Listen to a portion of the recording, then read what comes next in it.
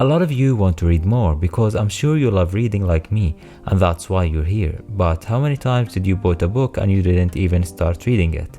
Whether it's fiction or non-fiction, and for various reasons, you end up just buying more and more books without reading them. I was in the same boat, but in a sudden my life changed when I purchased the Amazon Kindle Paperwhite.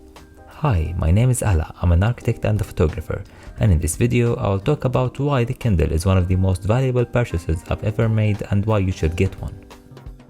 The main reason: reducing the friction of buying or reading a new book.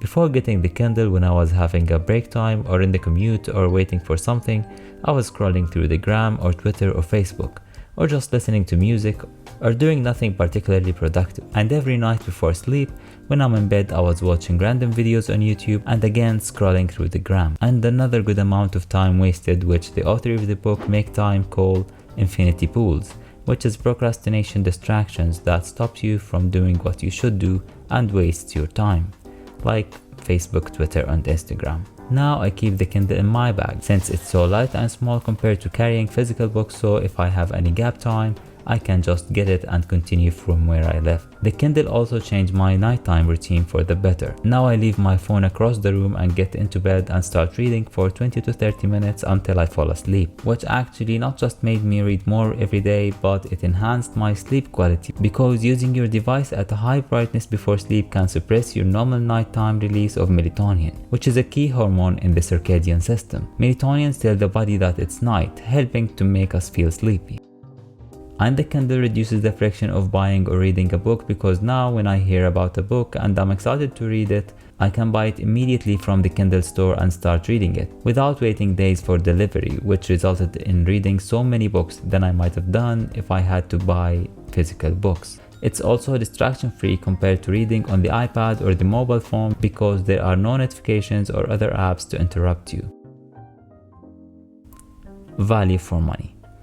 Let's talk about the cost. I think the Kindle is a high return on investment purchase, because the price compared to the benefits is great. Usually it costs around $120 for the Kindle Paperwhite, and with sales on Black Friday or Christmas you can get it for almost half of that.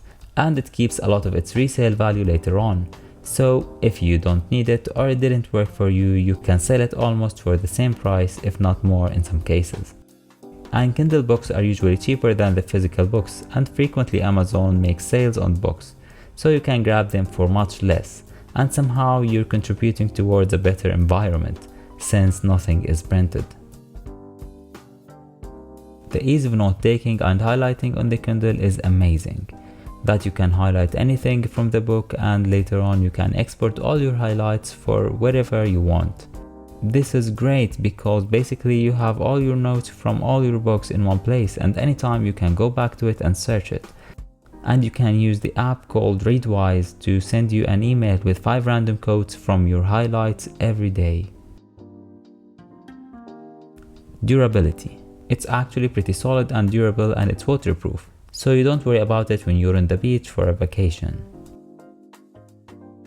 These days, no one wants another device to worry about charging it every day. This is not a problem for the Kindle, because the Kindle battery lasts around 2 to 3 weeks easily. Another great benefit that it reduces the clutter. Because I own a good amount of books, I love them and I love showing them in the library, but they do take a lot of space compared to something like the Kindle.